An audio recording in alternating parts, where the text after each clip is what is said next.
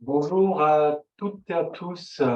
On attendait un petit peu 5 minutes pour savoir si tout le monde, pour que tout le monde se connecte tranquillement. Euh, donc tout le monde va arriver tout doucement. Donc on va commencer. Donc bienvenue à cette première matinale thématique de la plateforme d'observation des solidarités, donc la POS de la DRETS des Pays de la Loire, qui aura pour thème la fragilité numérique. Donc, je me présente, donc je suis Mickaël Bernier, je suis chargé d'études au COMPA, qui est en charge de l'animation de cette plateforme d'observation des solidarités. Alors, le COMPA, pour ceux qui ne connaissent pas, c'est un bureau d'études d'experts des politiques sociales qui accompagne les collectivités depuis plus de 30 ans maintenant. Alors, nous travaillons sur toute la France.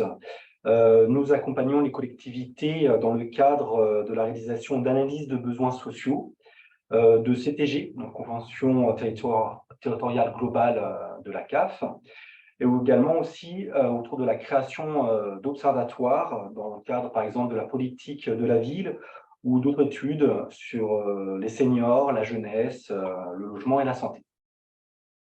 Donc, avant de commencer, je vais vous présenter rapidement la plateforme d'observation des solidarités de la DRETS, puis le déroulé du webinaire.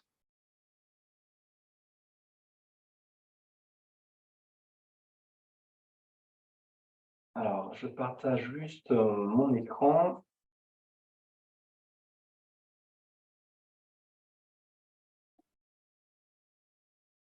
Donc, la plateforme d'observation des solidarités de la DRETS a pour objet de produire une connaissance partagée utile auprès des acteurs régionaux et locaux des phénomènes sociaux de la région. Elle est centrée autour de 4 objectifs. Donc, premièrement, le recensement, la mise à disposition et la valorisation des informations disponibles. Le repérage et l'analyse des besoins en matière d'observation, d'études et de diagnostic. L'approbation et le suivi de travaux d'études. Et enfin, l'organisation, la diffusion et l'échange avec les partenaires. Donc, dans le cadre de cette plateforme d'observation, il existe 3 groupes de travail. Alors, on a un premier groupe de travail qui autour de la pauvreté, qui travaille sur les grands axes de la déclinaison régionale du pacte des solidarités. Alors, il regroupe les principaux acteurs de cette thématique sur le territoire, en collaboration avec le commissaire de la prévention et de la lutte contre la pauvreté, donc Monsieur François Gauthier, qui a pris ses fonctions au début d'année. Nous avons un deuxième groupe autour des mandataires judiciaires à la protection des majeurs. Donc, ce groupe a pour objectif de créer un stock d'indicateurs sur le champ MJPM. Et enfin, en 2023, on aimerait donc créer un nouveau groupe autour de l'aide alimentaire, donc qui devrait voir le jour prochainement. Donc, dans un premier temps, on va travailler et on va aider les DETS dans l'élaboration du diagnostic départemental de la précarité alimentaire. Après, on s'attachera également à mieux connaître les bénéficiaires et les publics de l'aide alimentaire et leur évolution. Alors, dans le cadre de cette plateforme, nous organisons également une conférence des partenaires, qui aura lieu normalement en début d'année prochaine, donc au mois de février-mars 2024. Donc, on vous tiendra au courant, qui aura pour thème donc la précarité alimentaire. Enfin, donc la Poste a décidé d'organiser également des différentes matinales thématiques. Donc, on va essayer d'en faire au moins 3 par an. Pour informer donc les acteurs de la région sur des problématiques particulières. Alors, nous avons décidé de faire cette première matinale thématique autour de la fragilité numérique. Alors, en effet, la numérisation croissante de la société et des démarches administratives fait de la lutte contre la fragilité numérique un enjeu majeur pour l'ensemble des acteurs locaux confrontés aux demandes des publics éloignés du numérique. Donc, développer des réponses à ces demandes pour éviter l'isolement social et les ruptures de droits est une nécessité dans les territoires. Donc, cela implique de se baser sur une connaissance fine des besoins de la population. Donc, cette première matinale thématique sera composée de 2 temps, de 2 présentations. Nous commencerons par une première présentation d'une étude sur l'illectronisme dans la région des Pays de la Loire, qui sera présentée donc par Nathalie Cloarec, qui est la directrice adjointe de l'INSEE Pays de la Loire et chef du service études et diffusion. Et une deuxième présentation sera faite par Hugo Soudry, donc un de mes collègues, directeur d'études au COMPA, sur l'indice de rupture face au numérique. Donc un outil au service des actions locales en faveur de l'inclusion numérique. Alors au cours de ce webinaire, vous pourrez poser des questions sur le chat de discussion, alors, tout au long du webinaire, pendant les présentations. Donc, nous essayerons d'y répondre à la fin de chaque présentation. On laissera un temps de 5 à 10 minutes. Avec mon collègue qui est présent également à côté de moi, François-Xavier Vaillant, nous allons reprendre quelques questions et on posera donc à l'intervenant suite à sa présentation. Alors, si ce n'est pas possible de répondre à l'ensemble des questions, on va les récupérer et puis nous y répondrons après dans un replay. Donc, on fera un support enrichi du webinaire avec donc l'enregistrement de celui-ci. Donc, je vais maintenant laisser la parole à Madame Cloarec pour qu'elle nous présente l'étude réalisée par l'INSEE sur l'illectronisme. Bonjour Madame Cloarec, je vous laisse la parole. Bonjour, je vous remercie. Donc, effectivement,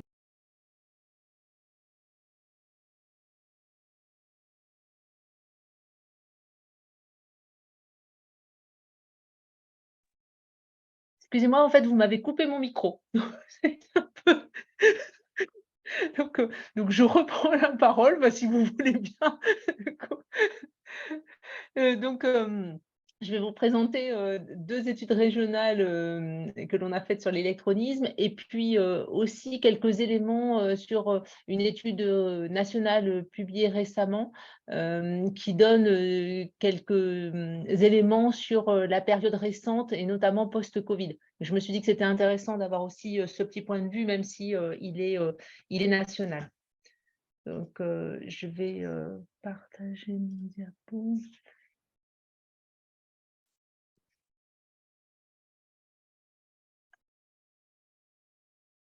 Donc, pour déjà caractériser ce que c'est l'illectronisme, en fait. Donc, l'idée enfin, qu'est-ce qu'il y a derrière ce terme, alors que, bon, qui n'est pas très joli, on nous a déjà fait remarquer que ce n'était pas un terme très agréable, mais on n'a pas trouvé mieux. En fait, on mesure ça par l'idée de ne pas se servir d'Internet au cours des 12 derniers mois. Ça veut dire qu'on demande finalement aux gens s'ils ont utilisé Internet ou pas. Alors, ça peut être pour des raisons diverses, ça peut être pour des questions de eux, ils n'ont pas d'accès, ils n'ont pas d'ordinateur, ils n'ont pas de téléphone, voilà. Ou ça peut être finalement, même s'ils en ont un, ils ne les ont pas utilisés. Et on a un deuxième point qui est ne pas posséder les compétences numériques de base. Donc, ce n'est pas parce qu'on a Internet et un ordinateur qu'on sait bien s'en servir. Et donc, on mesure en fait l'électronisme à travers ces 2 éléments. Donc, on a plusieurs domaines, je vous expliciterai lesquels. Et donc, on essaye d'estimer un niveau de maîtrise, donc en fonction de la capacité à traiter dans l'un ou l'autre domaine. Donc, si on a une maîtrise faible, si on a au moins une incapacité dans un domaine, on maîtrise si on n'a pas d'incapacité majeure dans aucun des 4 domaines qui sont identifiés. Et puis, on a une maîtrise élevée si on a des compétences développées dans chacun des domaines. Donc, quels sont ces fameux domaines? Donc, il y a 4 domaines de compétences numériques qui sont définis selon Eurostat. Donc, la première, c'est la recherche d'informations. Donc, sur internet, donc être capable de chercher des informations sur des produits, des services, des informations administratives. Donc, la question de, je vais sur internet, je vais naviguer, puis j'essaye de trouver des éléments de réponse à mes questions. La deuxième est plutôt orientée sur la communication, donc notamment, toute la partie messagerie, donc échanger des mails ou voilà, communiquer à travers internet. On a une troisième qui est la résolution de problèmes, donc voilà, des éléments, enfin finalement être capable de gérer des problèmes simples d'accès à un compte, de se créer finalement un compte, de copier des fichiers ou voilà, de faire quelques actions simples. Et puis le dernier, c'est l'usage des logiciels. Donc, on peut très bien être capable finalement de rechercher des informations sur internet, notamment si on utilise via son téléphone, et puis finalement ne pas avoir l'occasion d'utiliser les logiciels. Donc, qu'est-ce qu'on va considérer dans l'électronisme? On va considérer ces différentes situations. Donc, en fait, on considère qu'on est en situation d'électronisme si on n'a pas fait usage d'internet dans les 12 derniers mois. Donc, c'est mon premier carré. On n'a pas utilisé du tout internet pendant un an. On considère que les personnes accèdent pas facilement à internet. Et puis, on a un deuxième thème qui est l'incapacité dans les 4 domaines. Ça veut dire que si on considère que même si on a accès à internet, mais on est incapable de traiter les 4 domaines que j'ai cités précédemment, là, du coup, on considère aussi qu'on est en situation d'électronisme. Après, on peut être dans des situations plus ou moins fragiles, c'est-à-dire que si on a une incapacité dans au moins un domaine ou si on a des compétences plus ou moins basiques dans l'un ou l'autre domaine. Finalement, on peut quand même pas être en situation d'électronisme, mais avoir quand même certaines fragilités et du coup, on a des maîtrises plus ou moins fortes en fonction de la fragilité dans les différents domaines. Donc, comment est-ce qu'on estime ces éléments? C'est que c'est une enquête qui s'appelle Technologie de l'information et de la communication, donc l'enquête TIC qui est menée auprès des ménages.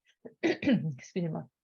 Et donc, c'est une enquête qui est décidée au niveau européen. Donc, ça veut dire que le questionnaire est identique pour l'ensemble des pays européens. Il a été harmonisé par Eurostat. Donc, c'est bien l'Institut statistique européen qui du coup, voilà, a élaboré ce questionnaire pour que les questions soient toutes identiques dans les pays. Et puis, on collecte des informations qui décrivent précisément quel est l'équipement, quels sont les usages. Enfin, on pose une quantité de questions sur finalement les usages d'Internet et les équipements dont dispose le ménage. Donc, on a on ne réalise pas de tests, on a d'autres enquêtes qui peuvent être faites à l'INSEE qui sont basées sur des séries de tests. Là, ce n'est pas le cas, c'est uniquement du déclaratif. C'est-à-dire qu'on demande aux gens leur situation et comment ils se sentent vis-à-vis de certains usages. Mais voilà, il n'y a pas de mise en situation comme il pourrait y avoir dans d'autres enquêtes, comme il y a pu avoir sur l'illettrisme, par exemple. Si on essaye de savoir, voilà, pour avoir une idée un peu du poids de ces différentes catégories de personnes, donc c'est 15% des personnes qui n'ont pas utilisé internet pendant un an. Donc il y a 2% des personnes qui ont une incapacité dans les 4 domaines. Et donc, c'est 15 et 2, ça fait bien les 17% de personnes en situation d'électronisme.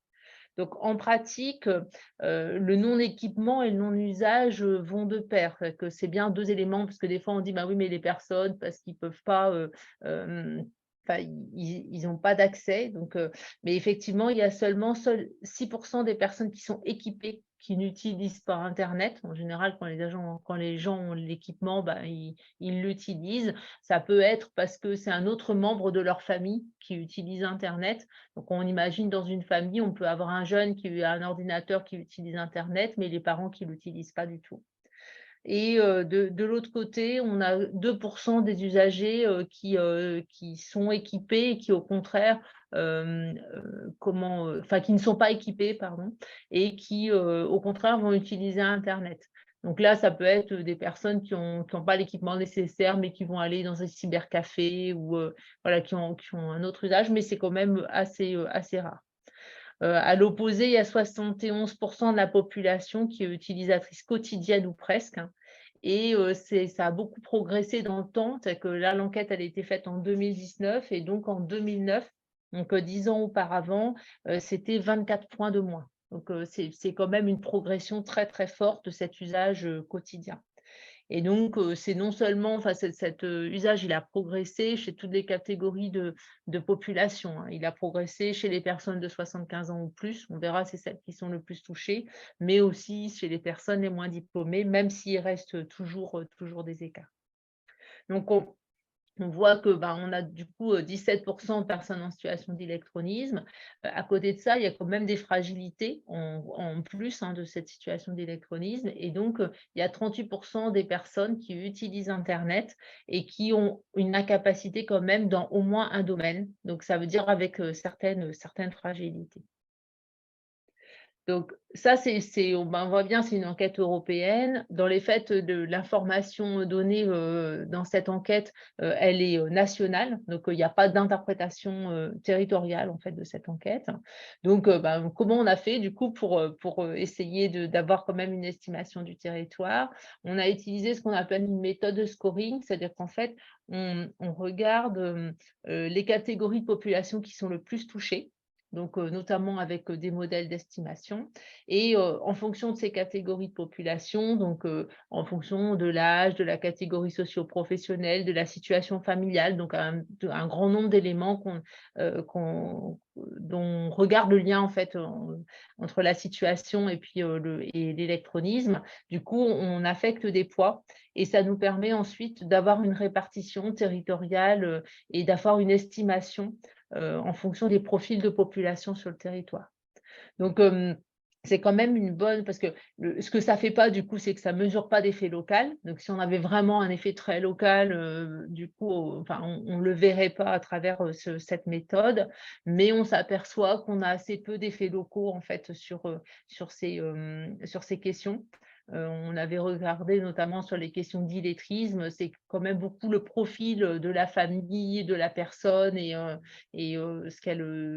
son parcours professionnel qui impacte en fait ces questions d'illettrisme ou d'électronisme plus que réellement un effet purement local, quoi. Donc, on estime que c'est quand même une bonne approximation. Donc, si je regarde ce que je vous disais sur les questions des 38% là, donc, et donc de voir finalement quelles étaient les incapacités les plus fortes. Donc, en fait, c'est l'utilisation de logiciels qui est le défaut de compétence qui est le plus répandu. Donc, c'est 35% de la population. Devant ce qui est la recherche d'informations. Donc ça, c'est quand même un peu plus gênant. Autant l'usage d'un logiciel, on peut ne pas en avoir vraiment besoin, ne pas être capable de rechercher de l'information sur Internet. Aujourd'hui, c'est vraiment quelque chose de bloquant. Et par rapport à la résolution de problèmes et la communication. Donc ça veut dire que finalement, c'est la communication, donc l'échange de mails, par exemple, qui est la difficulté la moins répandue. Donc, parmi les profils des personnes qui sont concernées, c'est très proche, hein, du non-usage, donc des 15%. Là, c'est les personnes âgées, les personnes peu diplômées, des questions de niveau de vie qui notamment jouent sur les questions d'équipement, hein. Évidemment, le niveau de vie, ça permet moins facilement de s'équiper. L'âge, elle joue plutôt sur les questions de compétences que les questions de niveau d'équipement. Mais il y a aussi dans les critères qui rentrent en considération, on les reverra plus tard, c'est les personnes qui vivent seules, les couples sans enfants, les personnes inactives ou les personnes qui vivent dans les DOM. Donc ça, c'est les critères qui sont vraiment les plus déterminants dans les questions d'électronisme.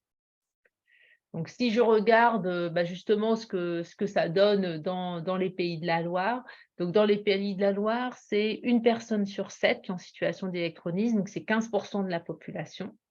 Donc, c'est un peu plus faible hein, qu'au niveau français, parce que c'était 17% en France, et donc c'est seulement 15% dans les Pays de la Loire. Euh, donc, ça fait quand même 450 000 Ligériens en difficulté. C'est que souvent, on regarde aussi le nombre parce qu'on est une région qui est assez favorisée souvent sur ces critères sociaux, que ce soit la pauvreté ou que ce soit la situation d'électronisme. Mais ça fait quand même un nombre de personnes qui est assez conséquent.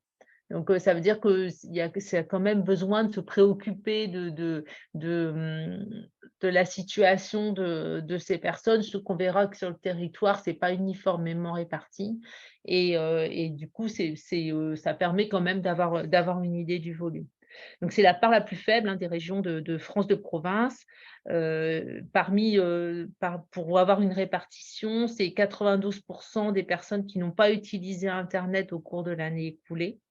Et c'est 8% qui n'ont pas les compétences numériques de base, même si elles ont accès à Internet. Donc, le facteur déterminant, hein, c'est l'âge toujours. Hein, c'est vraiment le premier facteur qui rentre en ligne de compte. On verra qu'il y en a d'autres, mais c'est quand même le facteur le plus fort. Donc, 83% des personnes en difficulté ont 60 ans ou plus, alors qu'en fait, cette tranche d'âge, elle représente que 33% de la population. Donc, et puis ça a tendance il y a une différence entre les personnes qui ont plutôt 70 ans ou les personnes qui ont 80 ans. Donc, c'est 2 sur 5 pour les personnes qui ont 70 ans et puis 7 sur 10 pour les personnes qui ont 80 ans. Donc, on voit bien qu'il y a quand même des effets générationnels. Hein, c'est que c'est des personnes qui n'ont pas connu en fait Internet au début de leur vie, enfin quand ils étaient jeunes, et puis peu aussi pendant leur vie active. Donc, en fait, on a clairement un effet génération.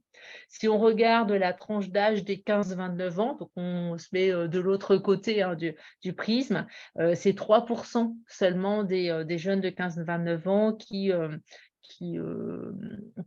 sont en situation d'électronisme. Alors, c'est aussi lié au fait que la pratique informatique et numérique à l'école, elle s'est fortement développée. Hein. Il y a eu des incitations très fortes depuis 1995 pour développer la pratique du numérique. Et donc, automatiquement, ça a aidé à la montée en compétences des jeunes. On voit aujourd'hui aussi le développement des réseaux sociaux. Enfin, bon, voilà, beaucoup d'éléments qui font que voilà, ça s'est vraiment généralisé.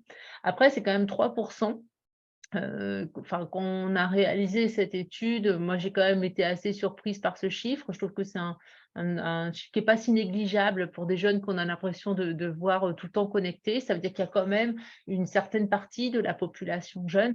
On peut penser ceux qui sont notamment en difficulté vis-à-vis de l'école, qui sont encore en situation d'électronisme. Et donc autant quand on a 80 ans, il y a un peu plus d'accompagnement. Autant sur les jeunes, c'est quand ils seront plus âgés, ça va être une réelle difficulté. Sur les personnes de 30 à 44 ans, c'est seulement 2%. C'est une population active et du coup qui a souvent l'occasion d'accéder à Internet. Et puis de 45 à 59 ans, c'est un peu plus, c'est 6% de la population en situation d'électronisme. Donc ça, c'est effectivement des personnes actives ou des personnes qui sont au chômage et qui du coup ont aussi besoin de faire des démarches sur Internet. Aujourd'hui, les démarches de Pôle emploi, c'est majoritairement sur Internet. Donc, on voit que voilà, on a un effet âge et puis situation professionnelle qu'on reverra un peu après. Donc, un autre effet qui nous a semblé important de mettre en avant, c'est la question des enfants. C'est qu'en fait, les ménages qui sont avec enfants sont moins concernés par la situation d'électronisme. Et donc effectivement, si on regarde de manière globale, ça n'a pas trop de sens parce que les personnes de 80 ans, elles sont plus des familles, avec enfants. Donc ce qui était intéressant, c'est de croiser justement, ces questions, enfin la question de l'âge et puis de la situation familiale. Donc les couples avec enfants ou les familles monoparentales d'ailleurs, hein, de 29 à 44 ans sont 1 à être en situation d'électronisme. Donc c'est un point de moins que les couples sans enfants. Donc c'est pas beaucoup, mais c'est quand même un écart notable et surtout c'est un écart qui augmente. C'est que, l'écart, il atteint, 4 points pour les familles de 45 à 59 ans. Donc on voit bien que finalement, les parents, se forment au fur et à mesure, de finalement du fait que leurs enfants grandissent. C'est-à-dire que leurs enfants, quand ils sont jeunes, ils commencent juste à découvrir les questions d'internet et puis quand les enfants sont de plus en plus formés, notamment via l'école et ils montent aussi en compétences et donc il y a un écart, plus important qui se crée entre les familles qui ont des enfants, qu'elles soient familles monoparentales ou pas d'ailleurs, hein. Donc on a souvent un déficit, sur les questions notamment de revenus ou d'accès à l'emploi sur les familles monoparentales. Sur l'électronisme, c'est pas le cas. C'est-à-dire que, finalement, une mère, seule, elle va aussi monter en compétences, comme un couple avec enfants, enfin, au moment où ces enfants sont formés. Donc, il y a ces questions finalement d'accompagnement par les enfants et puis, il y a aussi, tous les outils en fait, qui sont mis en place aujourd'hui par, l'éducation nationale, pour accéder aux devoirs, avoir, les plannings scolaires, avoir les notes et donc ça oblige aussi, finalement les parents à se connecter. C'est que par défaut, on a un compte internet et donc, il y a énormément d'informations qui sont données par l'école, via ce biais. Donc la vie professionnelle aussi, hein, de manière, assez logique, hein. C'est-à-dire que finalement, quand on a besoin, d'utiliser internet, au cours de sa vie professionnelle, on a un accès plus facile, à internet et donc, les cadres, les professions intermédiaires et les employés, ils sont assez peu concernés par les situations d'électronisme. Donc c'est 1 pour les cadres et jusqu'à 3 pour les employés. Par contre, ceux qui ont beaucoup moins l'occasion d'utiliser, internet, au cours de leur vie active, donc notamment les ouvriers et puis aussi les agriculteurs, du coup, ils sont plus concernés par les situations, d'électronisme. Donc les ouvriers, c'est, 7 et les agriculteurs, c'est 8. Il y a aussi une question d'âge, hein, chez les agriculteurs, ils sont en moyenne plus âgés que les autres catégories socio-professionnelles.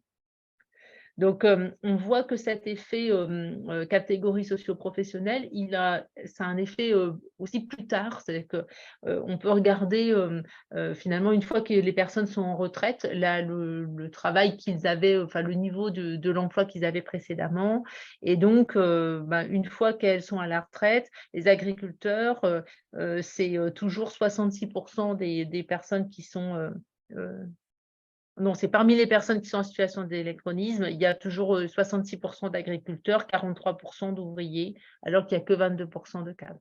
Donc, du coup, on voit bien qu'on a toujours cet effet finalement, qui perdure et qui perdurera, finalement tout au long de la retraite et donc, si on n'a pas acquis cet usage, on a un peu plus de difficultés, à l'acquérir.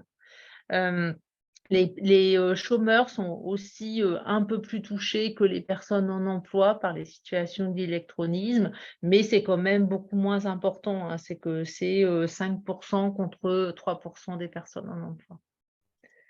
Si on regarde la disparité territoriale, donc c'est un phénomène, l'électronisme, qui est davantage, rencontré dans les zones rurales. Donc on a, en fonction de la densité des territoires, un poids plus important de l'électronisme. Donc ça va de 18 en Mayenne à 12 en Loire-Atlantique. Donc il y a clairement derrière, cette situation territoriale aussi un effet âge. Donc c'est clairement, l'âge des personnes qui peut jouer, un effet, catégorie socio-professionnelle. C'est des endroits où il peut y avoir plus de population ouvrière. Donc enfin, on a, effectivement ces effets qui se retrouvent sur le territoire. Donc la Loire-Atlantique, c'est le plus faible taux d'électronisme, donc la population elle est plus jeune.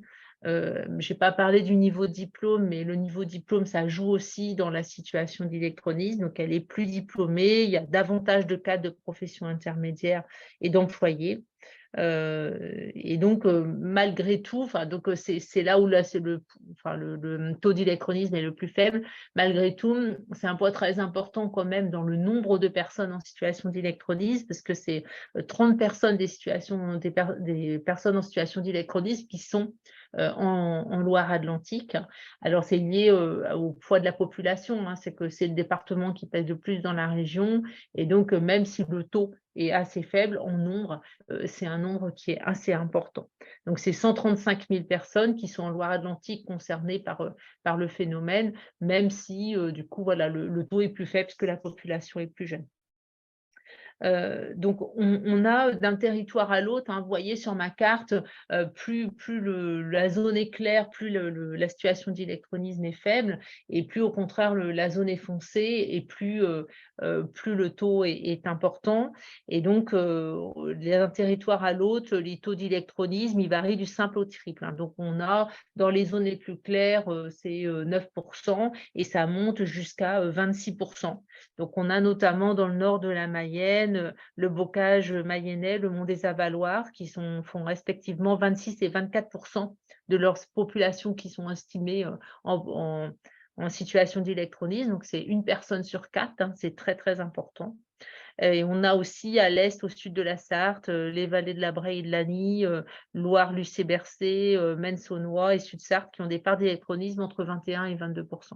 Donc, on a des territoires qui sont très, très fortement impactés. On voit bien aujourd'hui, avec ce que disait Michael tout à l'heure sur les questions d'importance, en fait, de pouvoir accéder à toutes les questions, toutes les solutions administratives sur Internet, et de prendre l'information sur Internet. C'est des territoires qui sont fortement confrontés à ces difficultés. Alors, si je regarde par rapport aux zones de revitalisation rurale, donc on reste dans les questions de ruralité. Donc, les zones de revitalisation rurale, c'est des zones qui sont identifiées à travers des mesures fiscales et sociales. Donc, c'est des zones qui bénéficient de mesures particulières parce que justement, on a besoin de soutenir les questions, enfin, la ruralité. Donc, dans ces zones, elles sont plus concernées par les situations d'électronisme, et les Ligériens de 15 ans ou plus qui résident dans ces espaces sont 19% à être estimés en situation d'électronisme. Donc, vous vous souvenez que je vous avais dit que c'était 15% dans la région et 17% au niveau français. Donc, ça veut dire que on a une part qui est plus forte, qui est plus importante. Et donc, dans ces zones de revitalisation rurale, clairement, c'est des zones où il y a une plus faible densité de population, il y a des revenus qui sont plus faibles. Et donc, du coup, même en Loire-Atlantique, l'écart entre les habitants qui vivent en zone de revitalisation rurale et ceux qui vivent en dehors de ces territoires est très élevé. C'est là où c'est le plus élevé, et c'est de 6 points, comme en Mayenne, en fait. Les écarts sont un peu plus faibles entre la Vendée et le Maine-et-Loire.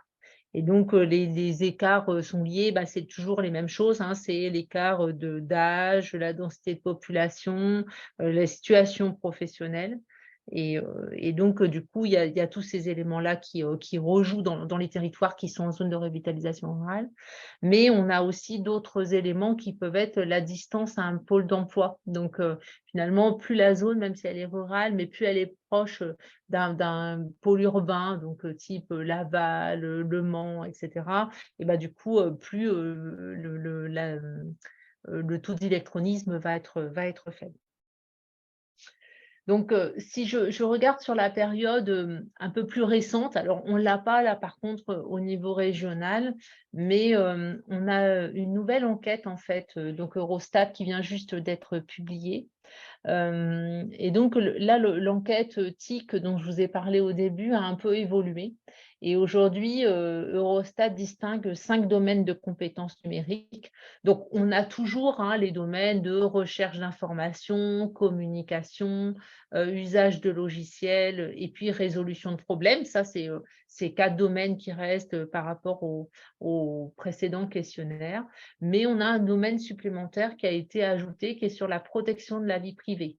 Donc, c'est notamment être capable de refuser les cookies, de refuser les questions de géolocalisation. Vous voyez, à chaque fois que vous vous connectez sur un site, là, on vous demande si vous voulez être géolocalisé. Et donc, c'est aussi d'être capable de refuser, d'identifier les questions de publicité ciblée, enfin voilà, tous ces éléments-là.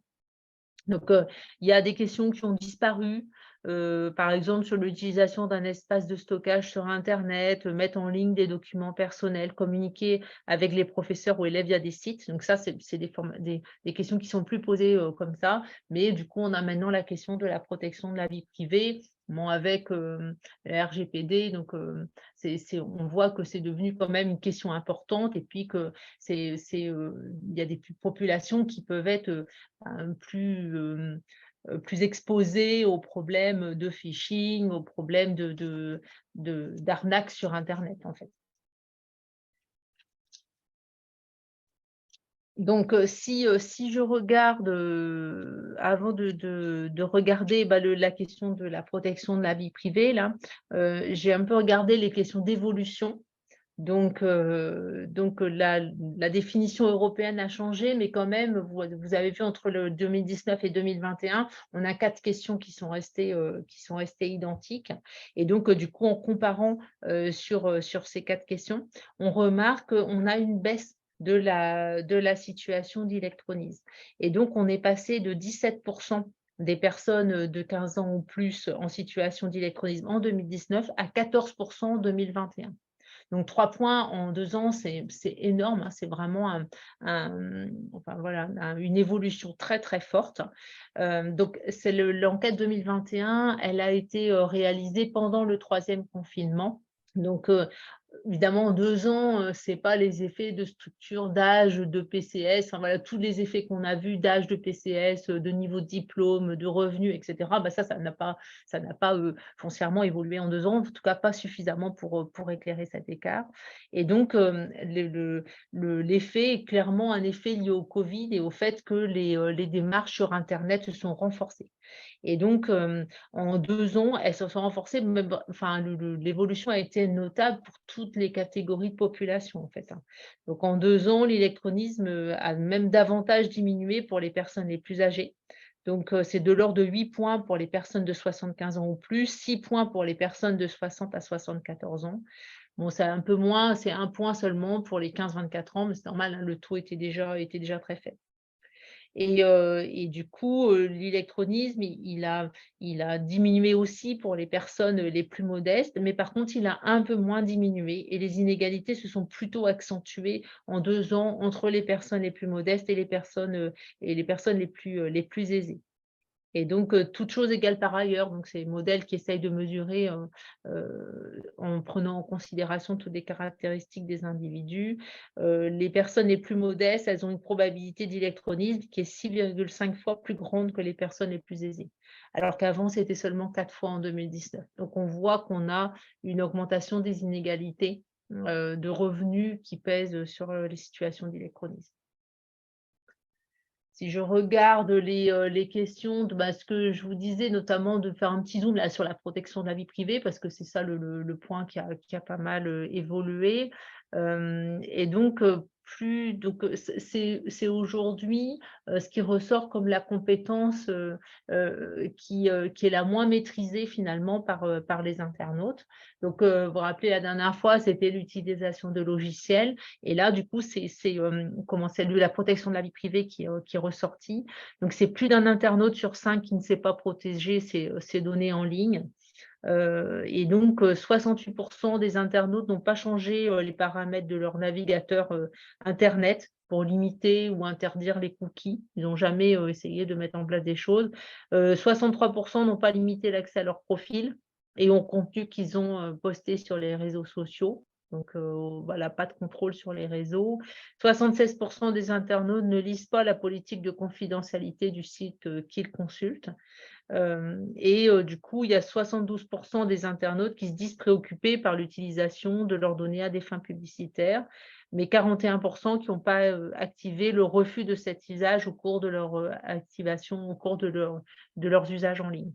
Donc, on voit que les personnes qui sont finalement qui sont pas en maîtrise totale de ces compétences numériques, ce sont aussi celles qui sont le plus exposées enfin, voilà, aux problèmes d'arnaque sur Internet et au risque de piratage de leurs données individuelles.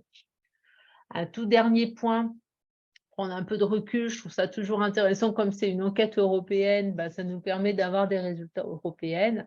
Donc là, c'est pareil, toujours le même critère, c'est que plus c'est foncé, plus la situation plus l'électronisme est fort. Donc, vous voyez que la France est plutôt dans une situation assez favorable. Donc, en France, si on réduit la tranche d'âge des 16-74 ans, c'est 10% des personnes qui sont en situation d'électronisme.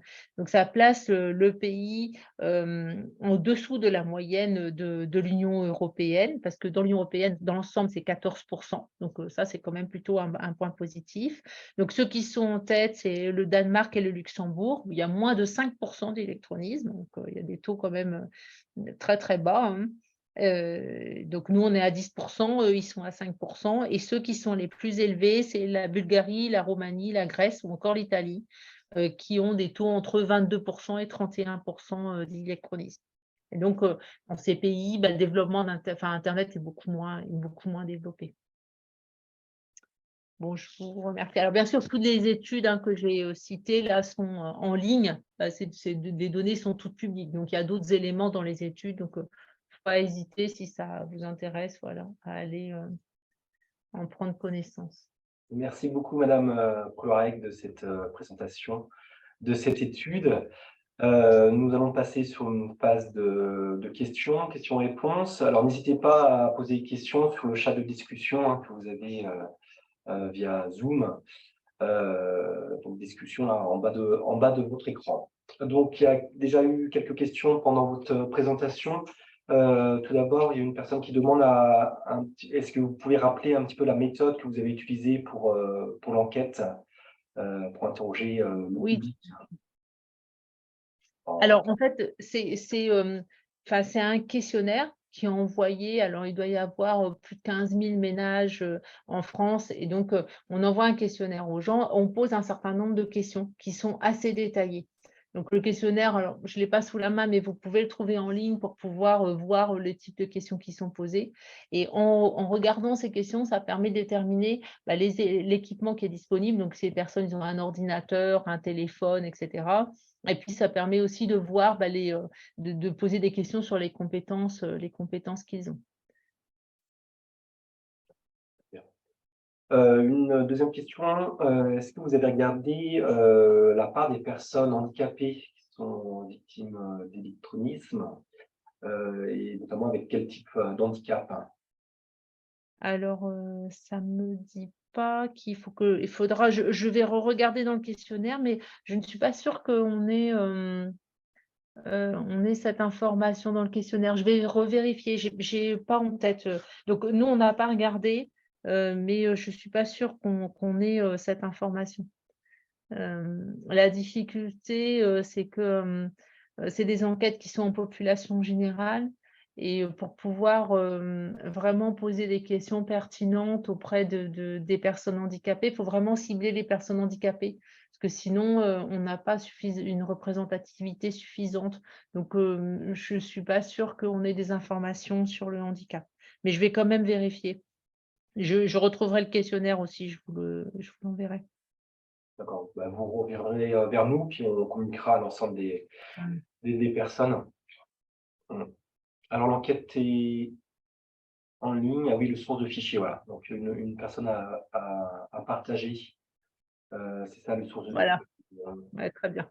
Et donc, je vois qu'il y a une question, sous quel format le questionnaire est envoyé? Non, c'est pas numérique, parce que sinon c'est qu'en fait, il y a un réseau d'enquêteurs, enfin l'INSEE a un réseau d'enquêteurs, il y a 800 enquêteurs qui sont répartis sur l'ensemble du territoire et donc ça, c'est des enquêtes qui sont gérées en face à face. Et que les enquêteurs se déplacent, comment vers les gens et posent les questions. Donc, alors c'est numérique, si on veut pour l'enquêteur, hein, c'est que l'enquêteur, il a un ordinateur, il saisit directement, les données en ligne, mais il pose des questions à la personne et donc ça permet d'éviter, justement voilà, des personnes qui seraient en situation d'électronisme, ben, on voit bien qu'ils vont avoir du mal à répondre à un questionnaire sur internet, quoi. D'accord. Alors, il y avait également une question, par rapport au déploiement de la fibre. Est-ce qu'il y a une relation entre la part d'électronisme dans les territoires et le déploiement de la fibre sur la région? Est-ce que vous avez pu, Alors, comparer? assez peu quand même, hein, c'est que donc effectivement, il y a des questions, d'accès à internet, mais c'est pas ça qui pèse le plus. Donc, il semblait qu'on avait regardé, heu, déjà, enfin, aujourd'hui, il y a quand même une répartition assez forte du haut débit là sur le territoire. Hem, il y a quand même aussi pas mal d'endroits où on peut accéder à internet. Donc, il y a pas mal de communes qui ont mis des choses en place pour que les personnes puissent accéder à internet. On a, les France Services qui sont mis en place aussi pour que les personnes puissent accéder à internet. Donc, il y a aujourd'hui, si on veut quand même des solutions pour accéder à internet, même si on ne peut pas le faire tout à fait de son domicile. Mais c'est pas ça qui joue, quoi. C'est que le poids très important, c'est quand même, les questions plutôt d'usage et d'âge, en fait, d'âge et de capacité finalement à utiliser internet. C'est pas tellement, les questions de débit ou d'accès qui vont être importantes, en fait. Justement, on va faire le lien avec la présentation de Monsieur Soudry, tout à l'heure, puisqu'on a regardé, nous, on a fait une carte sur le déploiement de la fibre sur la région. Donc vous voyez, qu'il n'y a pas forcément une cohérence avec, le taux d'électronisme, dans la région. Oui, mais en fait, les taux aujourd'hui, hein, de couverture sont très importants et donc effectivement, alors c'est ce que je disais, tout à l'heure, hein, c'est qu'en fait, on a regardé, dans l'enquête, on regarde les personnes, qui n'ont pas accédé, celles qui ne sont pas équipées. Et en fait, c'est très proche, enfin, voilà, c'est les mêmes personnes, en fait. Il y a très peu d'écart, en fait, entre, des questions de personnes qui n'auraient pas accès des questions d'équipement, donc notamment accès à la fibre ou autre, et des personnes qui n'utilisent pas, en fait. Mmh, très bien. Donc il y avait juste une dernière question, c'est savoir si les personnes pourront être, destinataires des supports de votre présentation? Mais je pense que Ah vous oui, il y a pas de pouvez le problème, ouais. partager, oui. J'ai dû vous l'envoyer en PDF. D'accord, très bien. En tout cas, l'étude est disponible sur le site de l'INSEE, hein. L'étude a été apparue en fin d'année dernière, donc elle est disponible sur le site de l'INSEE. Elle est également ici disponible sur le site de la plateforme d'observation des solidarités. Donc on va s'arrêter là pour cette première étude. Du coup, je vais passer la Merci. main. Merci. Je vais passer la main à mon collègue, donc Monsieur Hugo Soudry, donc, il va nous présenter l'indice de rupture face au numérique. Donc, c'est un outil qu'on a développé au sein du COMPA, donc un outil au service des actions locales en faveur de l'inclusion numérique. Donc, Hugo, je te passe la main. Donc, on est parti pour une présentation de l'étude et de l'indice, et nous ferons un point questions-réponses suite à ta présentation.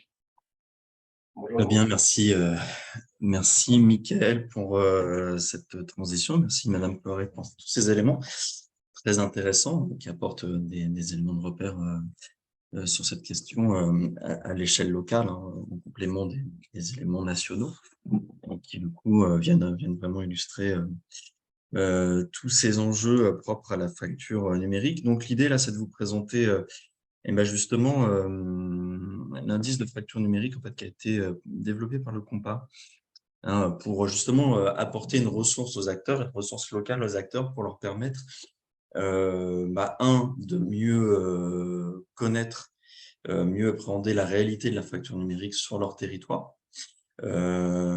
à partir d'un certain nombre de critères et d'indicateurs qu'on évoquera. Et puis, de se servir de cet outil-là, en fait, pour accompagner leurs actions et les travailler plus directement. Donc, ça va être le sens de ma présentation là, de donner à voir effectivement l'intérêt de disposer d'un outil de ce type-là à l'échelle locale, hein, qui est finalement assez complémentaire hein, de ce qui a été évoqué précédemment. Parce que là, on a des éléments effectivement à l'échelle départementale, régionale, mais souvent hein, sur ces questions d'inclusion numérique, on a manqué en fait hein, à l'échelle très micro-local hein, d'éléments pour qualifier ça. Et en même temps, c'est vrai que les collectivités territoriales et puis plus largement l'ensemble des acteurs hein, qui interviennent, pour le dire de façon très large, dans le champ de l'accès au droit, hein, notamment, voilà, sont directement confrontés à cet enjeu en fait de la fracture numérique avec des demandes multiples hein, de la part des administrés, des habitants. Le tout aussi dans un contexte de réduction de la présence d'un certain nombre d'opérateurs de l'État, enfin d'opérateurs publics, hein, avec une réduction de la présence de certains de ces opérateurs très forte hein, dans les territoires. On peut donner l'exemple de la CAF. Hein, le nombre d'agences de proximité de la CAF a diminué de mémoire de 30% sur la période 2013-2018 et pour la CNAV, on est à 50%. Donc, on a un double mouvement, hein, finalement. On a une dématérialisation accrue des démarches administratives, une numérisation globale de la société, et de l'autre, une réduction en fait, des réponses vers lesquelles les habitants ayant des besoins en matière d'accompagnement numérique, globalement ou en matière d'accès au droit, vers lesquels ils pouvaient se tourner, voilà, qui ont diminué. Donc, on est dans ce mouvement-là, même si on a le mouvement France Service hein, qui aujourd'hui commence à produire des effets. On a une étude qui est parue récemment et qui tendait à montrer hein, qu'on avait une réduction de la distance par rapport à une démarche d'accès au droit, pour le dire globalement, quoi. Mais qui reste voilà, une réponse peut-être encore imparfaite par rapport à ce que ça a pu être il y a quelques années. Et donc, l'idée, en fait, c'est de disposer d'un indice en fait, qui permette à la fois d'identifier les fragilités numériques sur un territoire, d'identifier les publics qui sont les plus touchés par ces fragilités-là sur un territoire, d'identifier les zones peu ou pas couvertes, mais effectivement, comme ça a été signalé précédemment et comme on le verra, finalement, il y a assez peu de liens entre les deux. Et puis, le tout, c'est aussi de mettre en regard ces fragilités numériques avec les réponses locales, hein, de façon à ce que ce soit un outil au service des acteurs locaux pour construire des actions le plus ciblées possible, à la fois en termes de public, mais aussi en termes d'approche géographique. Donc, c'est tout l'enjeu hein, de ce critère-là, qui a été développé par le Compa il y a quelques années, hein, qui prend en compte 5 critères. On va retrouver à peu près dans ce qui a été dit précédemment, donc les personnes avec un bas niveau de formation, les personnes qui sont sans emploi, les personnes qui sont sous le seuil de pauvreté, les personnes âgées de 70 ans et plus, et puis de la part des personnes immigrées, qui sont autant de profils qui vont constituer des freins, peut-être potentiellement à la fois à l'acquisition d'outils, mais aussi à l'usage d'une partie de ces outils, soit des freins, soit des besoins appropriés, soit des besoins importants. Et par exemple, pour les personnes immigrées, voilà, on a des enjeux très forts en matière d'usage autour de la question de la barrière de la langue. Les personnes sans emploi qui vont avoir des démarches administratives importantes à faire. Et on sait qu'aujourd'hui, une grande partie des démarches administratives relatives à l'emploi s'effectue par le biais d'Internet, notamment. Voilà, donc le Compa a développé ce critère en fait hein, pour mesurer, avoir une approche hein, globale de la fragilité numérique sur les territoires. Donc, on a regardé ce que ça pouvait donner, en fait, pardon, sur la région Pays de la Loire. Donc, vous voyez, on a un graphique en radar, en bas à gauche, qui nous donne en fait voilà, une première vision en fait, des profils et la représentation de ces profils dans les territoires. Ce qu'on voit, c'est que, et ça rejoint ce qui a été dit précédemment, c'est qu'on n'a pas de surreprésentation, quand on prend l'ensemble de la région, on n'a pas de surreprésentation d'un des critères spécifiques par rapport à la moyenne nationale. Donc, on est dans les tendances de la moyenne nationale. À l'exception des personnes immigrées qui sont moins représentées dans la région et qui ressortent moins en tant que public spécifique. Néanmoins, après, quand on regarde au niveau départemental, on voit qu'on a pour la Sarthe, la Mayenne et la Vendée plus de personnes avec des bas niveaux de formation. Et pareil, pour la Vendée et la Sarthe, on a une surreprésentation des seniors par rapport à la moyenne nationale. Et donc ça, du coup, c'est un premier élément d'information qui va nous mettre en évidence en fait qu'on a peut-être des enjeux spécifiques à travailler, par exemple pour les personnes seniors et pour les personnes peu qualifiées. L'enjeu en termes d'action, c'est voilà, on a cette représentation-là. Est-ce qu'on voit les publics dans les structures? Est-ce qu'ils formulent des demandes? Donc, on a ce premier niveau en fait qui est un outil au service quand même de l'information et de l'action en matière de fragilité numérique.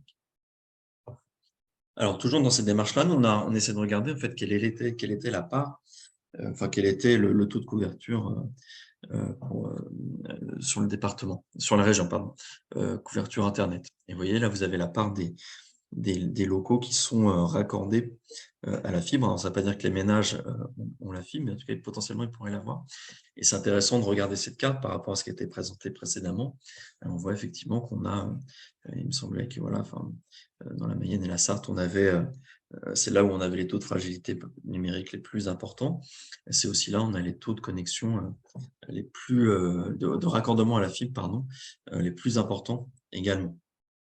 Donc on voit bien que finalement, ça vient bien illustrer en fait cette question que la question aujourd'hui de la fragilité numérique, c'est plus tant l'accès, puisqu'aujourd'hui, je crois qu'au niveau national, on a à peu près 90% de la population qui est internaute, donc c'est plus tant l'accès, mais que l'usage, en fait, finalement. Et c'est ce qu'on va essayer après de voir par la suite. Donc, voilà, on a cet indice-là que je vous présentais tout à l'heure sous forme de radar. L'enjeu dans nos approches, dans les approches du compas, justement, notamment dans les analyses des besoins sociaux, mais finalement pas que, c'est aussi de faire de ces ressources-là des ressources, effectivement, pour l'action locale et de voir un peu ce qui peut se produire à l'échelle notamment infracommunale. On sait qu'on a aujourd'hui besoin d'approches territorialisées pour répondre aux problématiques des publics. Et donc, du coup, cet indice-là, on l'a décliné. Vous voyez, ces indicateurs, on les a déclinés à l'échelle des IRIS, là, par exemple, sur la commune de Saint-Herblain. Donc, c'est un peu la même logique que celle qui était présentée précédemment, sauf que là, on est à l'échelle d'une commune, à l'échelle des IRIS. Et cet indice, en fait, nous permet d'avoir une vision très fine de ce qui se passe à l'échelle infracommunale. Et donc, vous voyez, plus on est sur les couleurs foncées, orange, là, plus on est sur des zones dans lesquelles on a une concentration de fragilité numérique ou de population susceptible de rencontrer ces fragilités-là. Donc, vous voyez, on a des iris où on a un indice très élevé de fragilité numérique, donc ici et là, et puis d'autres très faibles. Très faibles. Et donc ça, c'est intéressant en soi, parce que ça nous donne une vision peut-être plus fine en fait de la fragilité numérique et d'où elle se situe dans les territoires. Un autre enjeu, et ça en matière d'action locale, c'est comment on utilise cet indice-là et comment on le met au service de l'action. Déjà en pouvant localiser finalement nos zones de fragilité numérique sur le territoire, mais l'enjeu aujourd'hui en matière d'action numérique, c'est de pouvoir aussi développer des actions et coordonner ces actions. Et donc, l'enjeu, c'est aussi de savoir si les actions qui sont conduites correspondent à ces zones de fragilité numérique.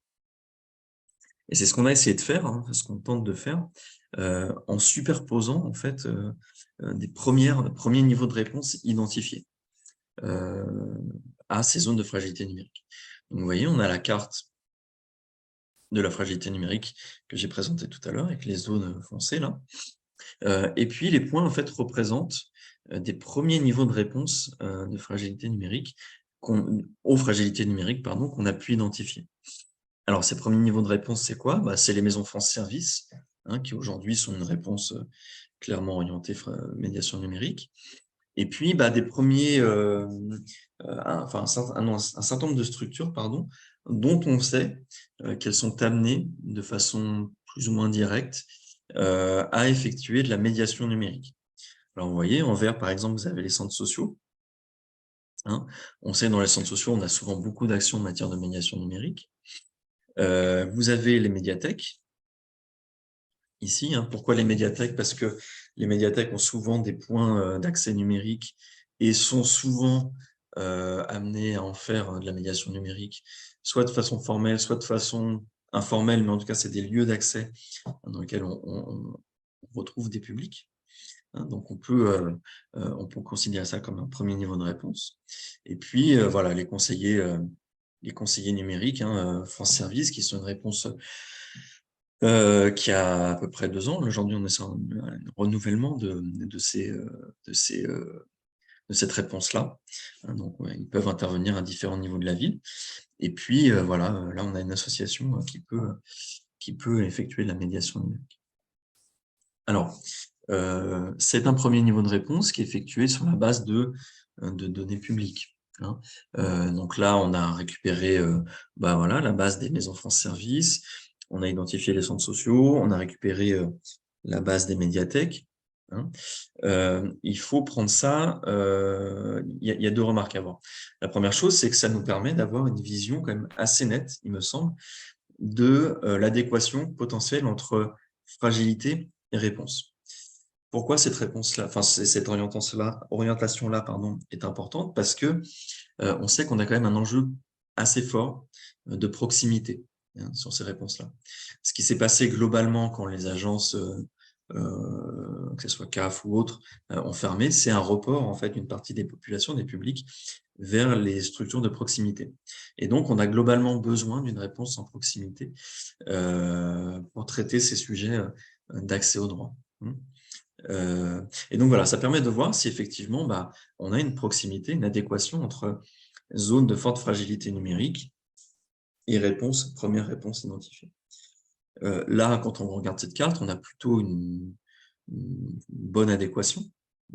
Ce n'est pas le cas sur tous les territoires. Donc là, c'est déjà aussi un premier niveau d'information pour les acteurs. Se dire, oui, effectivement, dans mes zones de fragilité numérique, j'ai potentiellement des acteurs ou des ressources qui peuvent intervenir en fait pour répondre à ces besoins. J'insiste sur le potentiellement parce que finalement, là, on a une première vision, on sait qu'on a une médiathèque, on sait qu'on a un centre social, on sait qu'on a un conseiller numérique. Néanmoins, on ne sait pas vraiment ce qui peut se faire dedans. Et puis, là encore, et ça sera l'étape qui suit, on n'a pas forcément une vision assez fine des publics qui peuvent se trouver dans ces zones-là. On peut recouper avec d'autres informations, c'est ce qu'on verra tout à l'heure. En tout cas, cette carte-là ne la donne pas complètement. Et puis, le troisième point, c'est que là, c'est une première réponse identifiée à partir d'un certain nombre de critères qu'on a identifiés. Donc, je vous disais, les France Service, les centres sociaux qui effectuent souvent de la médiation, les médiathèques qui en effectuent également, les conseillers numériques. Mais néanmoins, ce dont on se rend compte, c'est que on n'a pas toujours une connaissance très claire en fait de cette offre-là. Et c'est un travail en soi, en fait, de recenser l'offre. Donc, il y a un travail qui est engagé au niveau national avec une cartographie des lieux d'inclusion numérique qui est en cours, mais voilà, qui est partielle. Et donc, cette cartographie-là constitue un premier outil de travail à destination des acteurs locaux, de façon à les aider, en fait, à avoir une vision assez fine, en tout cas de construire une vision fine, en fait, en matière de fragilité numérique et de réponses associées. Et donc, nous, globalement, ce qu'on fait aussi, c'est qu'on essaye de montrer parmi ces réponses et dans les secteurs dans lesquels on repère des fragilités numériques, si les réponses locales sont davantage orientées vers la maîtrise des compétences bureautiques de base, par exemple. Hein. On parlait tout à l'heure d'approche par compétences. Donc, est-ce qu'on a des réponses orientées par les compétences bureautiques ou est-ce qu'on a des réponses qui sont davantage orientées autour de l'accès au droit? Donc là, vous voyez, par exemple, un centre social, mais plus orienté potentiellement vers l'accès au droit, quand une médiathèque, elle va être davantage orientée, par exemple, si des ateliers ont lieu, vers des formations bureautiques de base. Voilà. Et donc ça, c'est vraiment intéressant parce que là, vous voyez, sur cette première carte, on a une première réponse à où se situent mes zones de fragilité numérique, les populations fragiles numériquement sur mon territoire. On peut en avoir une idée un peu spontanée. Là, on a une carte qui peut l'objectiver, apporter un premier niveau de réponse à ça. Et puis, la deuxième question, si on se place dans une logique d'action, c'est OK, j'ai mes zones de fragilité numérique, mais où sont mes réponses? Et puis, vous voyez, on a identifié les différents types de réponses.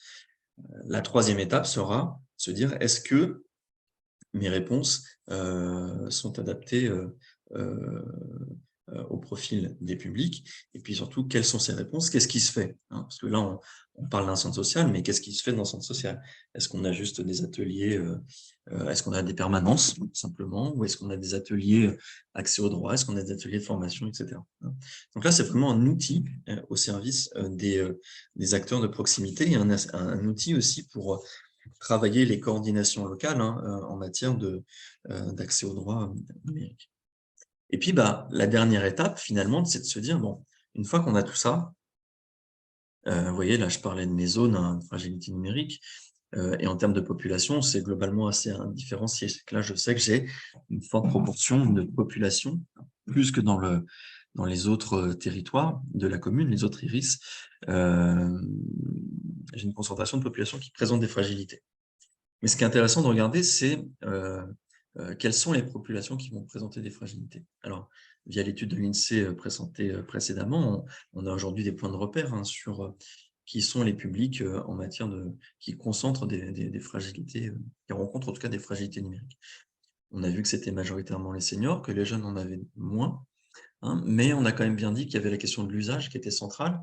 Et voilà, comme on le dit souvent, c'est pas parce qu'on est senior qu'on n'a pas qu'on a forcément des fragilités numériques, même si on a plus de risques entre guillemets d'en avoir. Et c'est pas parce qu'on est jeune qu'on n'en a pas. Et comme on le dit souvent, un jeune va être très à l'aise sur Snapchat ou sur Instagram ou sur une application, mais pour faire des démarches en Pôle emploi, ça va être bien différent. On a beaucoup de jeunes qui sont très en difficulté pour des usages bureautiques de base. Et donc l'idée, vous voyez, par exemple, quand on travaille sur, là c'est l'exemple du Grand Périgueux, l'intercommunauté de Périgueux, on a pu réaliser une typologie en fait des populations potentiellement fragiles numériquement. Et vous voyez, par exemple, là sur Périgueux, et sa couronne immédiate, en fait, on a une représentation des indicateurs de fragilité face au numérique, là qu'on présentait tout à l'heure, mais qui va davantage concerner les personnes sans emploi, les bénéficiaires des minima sociaux, voire les jeunes. Et donc, ce qui est intéressant, c'est de montrer que les fragilités numériques qu'on va avoir ici, finalement, ne sont pas les mêmes que celles qu'on va avoir là, où on est plus dans le secteur rural, et donc on aura davantage de personnes âgées. Et ça, je trouve que c'est important à voir, parce que c'est peut-être pas forcément les mêmes actions à conduire. Et une fois encore, vous voyez, c'est à superposer à la réponse locale qui peut exister. Et vous voyez, par exemple, là, on a essayé de qualifier en fait cette réponse. En vert, vous avez les acteurs qui vont faire à la fois de l'accompagnement bureautique, l'accompagnement à l'accès au droit, puis de la formation bureautique. Et là, en violet, uniquement la formation bureautique de base. Et ce qui est intéressant, c'est que quand on regarde les deux cartes, on voit qu'on a une concentration sur la zone urbaine dense, ce qui est plutôt normal, puisque la majorité des structures se situent là. Mais qu'on a assez peu de réponses finalement dans la zone rurale, et pourtant dans laquelle on a quand même beaucoup de seniors. Peut-être que les usages ne sont pas les mêmes, les besoins ne sont pas les mêmes, mais aujourd'hui beaucoup de choses se font sur Internet, Et c'est aussi des éléments à croiser avec l'isolement, hein, parce que plus on vieillit, et moins on est potentiellement entouré. On peut avoir de la famille, mais qui n'est peut-être pas forcément souvent là. Et ce qu'on peut voir aussi, c'est que les populations qui ont peu d'accès au numérique, quand elles présentent un risque, c'est parce qu'elles sont seules aussi, et qu'elles n'ont personne autour d'elles pour les accompagner dans ces démarches potentielles. Voilà, donc un peu moi ce que je voulais présenter autour de l'indice de rupture du compas, hein, qui est un outil complémentaire aux études un peu larges présentées par l'INSEE, qui nous permet vraiment de caractériser les réalités locales, hein. Qu'est-ce qu'il en est de la fragilité numérique sur mon territoire, hein, qui ça concerne, hein. On voyait tout à l'heure quand on reprenait l'indice de fragilité numérique, on voyait qu'on avait dans certains départements, ça concernait peut-être davantage les seniors, davantage les personnes sans emploi, où ça se situe aussi très concrètement dans ma commune, hein, dans quel secteur ça se situe. Et puis enfin, un outil qui est intéressant encore plus quand on le superpose avec l'offre locale. Et c'est là où je trouve que ça prend vraiment tout son sens en tant qu'outil pour l'aide à la construction de plans d'action locaux. Voilà ce que je pouvais dire sur le sujet. Je suis à votre disposition, du coup, s'il y a des remarques et des questions. Très bien, merci, merci Hugo de cette présentation. Donc, il y a eu quelques questions lors de la présentation, donc n'hésitez pas à poser les questions dans le chat de discussion. Alors, une première question était par rapport aux critères utilisés pour créer cet indice, notamment une question sur l'indicateur, un critère personnes immigrées et l'indicateur personnes sans emploi, qui paraît très large. Est-ce qu'il y a des nuances à apporter par rapport à ces deux indicateurs et est-ce qu'ils sont cumulatifs? A priori, peu de nuances apportées pour le moment, effectivement. C'est l'enjeu, en fait, hein, des analyses, du partage des analyses qu'on va faire ensuite, hein. L'idée, c'est de mettre ce premier niveau de ressources à destination des acteurs locaux et de les confronter aux réalités locales. Et donc oui, après, ils peuvent être cumulatifs. Ils sont cumulatifs, effectivement, au niveau de la construction de l'indice, de la valeur de l'indice. Sur les critères, je ne crois pas qu'il y ait un poids plus important que l'autre qui soit attribué. Ouais. Oui, c'est ça. Ouais. Il y a une question sur le poids plus important ou non. Les 5 critères sont au même poids pour créer l'indice. Alors, une personne amène aussi une petite nuance sur les maisons de France Service qui ne sont pas là pour rendre forcément autonome à l'outil numérique, mais plutôt pour aider aux démarches administratives. Donc, la médiation numérique est un complémentaire avec l'accompagnement de France Service. Voilà, il y avait une question autour de la fibre et du raccordement de la fibre. Pourquoi on n'utilise pas en fait le déploiement de l'ADSL à la place? Est-ce qu'il y a un désavantage par rapport à la fibre pour les usagers sur les enjeux numériques? Non, effectivement, il n'y a pas d'usage. Aujourd'hui, on a des bons niveaux d'ADSL aussi, hein. L'idée, c'était c'est vrai que la fibre propose un plus grand débit, en fait, hein. Donc, c'est ça l'intérêt de voir ça, notamment dans certaines zones plus rurales. Mais bon, voilà, on voit qu'il n'y a pas, en termes d'usage, hormis dans certaines zones, il y a peut-être moins de désavantages qu'on pourrait le penser. Et on voit que globalement, c'est quand même pas un critère déterminant, hein, sur cette question de fragilité numérique. Donc, Il y avait une autre question par rapport à cela, si on avait les chiffres sur les ménages donc raccordés à la fibre et les personnes qui n'ont pas de possibilité de raccordement. Si on a des données sur... pas à ma connaissance. Pas à ma connaissance, peut-être, mais pas à ma connaissance. Alors, on avait une autre question, de savoir si on avait cartographié donc cet indice sur les Pays de la Loire en micro. Donc, alors, on l'a cartographié au niveau départemental. Après, nous, on fait des études en fonction des territoires sur lesquels nous travaillons. Mais vous avez la possibilité de consulter cet indice sur le site du COMPAS. où vous avez tout en haut les comparateurs de territoires et vous pourrez consulter l'indice. On va peut-être le présenter peut-être tout à l'heure, vite fait.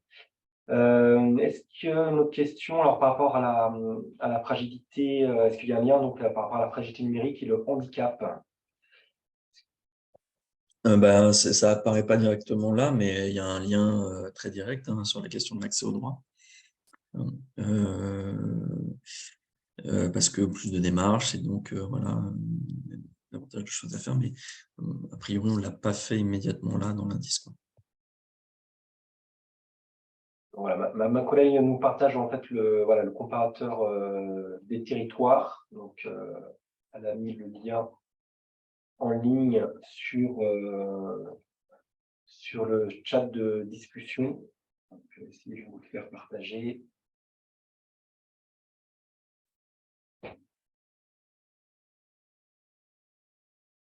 Je vois qu'il y a une question sur la bonne adéquation potentiellement.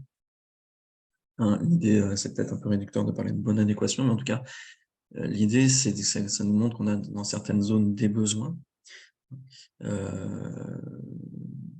L'idée, c'est de pouvoir, avec les acteurs, qualifier aussi ces besoins à partir de là, et de pouvoir interroger les réponses qui existent localement. Et c'est en ça que je disais que c'est un outil vraiment, enfin, c'est vraiment un outil au service des acteurs locaux, c'est que ça permet justement de s'interroger sur cette adéquation-là.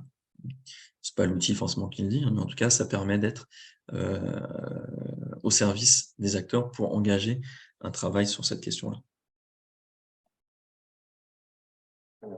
Voilà, je vous ai partagé donc notre outil qui était donc calculé sur l'ensemble des départements de France. Donc, vous pouvez le consulter en choisissant votre département. Vous avez l'ensemble de la carte des départements français avec l'indice. Donc très faible par rapport aux autres départements de France métropolitaine, très faible sur notre région des Pays de la Loire. Et pour chaque département, vous avez les 5 indicateurs utilisés pour l'indice et son rapport par rapport au niveau national. Donc, vous trouvez cela sur le site du contrat. Je regarde s'il y a d'autres questions. Est-il notre méthode d'analyse fine des territoires développée par le TILAB et l'ABACES en Bretagne, qui nous semblent complémentaires? Alors, je n'ai pas connaissance. Est-ce que Hugo, tu as connaissance de ça? Non, je ne connaissais pas. Je sais qu'il y a des initiatives. Donc là, je vois l'indice de fragilité de la MENNUM aussi. Voilà, ce n'est pas tout à fait les mêmes critères. Je ne sais plus si l'indice de la MENNUM est disponible à l'échelle infracommunale. Voilà, on n'est pas tout à fait sur les mêmes critères non plus, mais c'est globalement assez proche.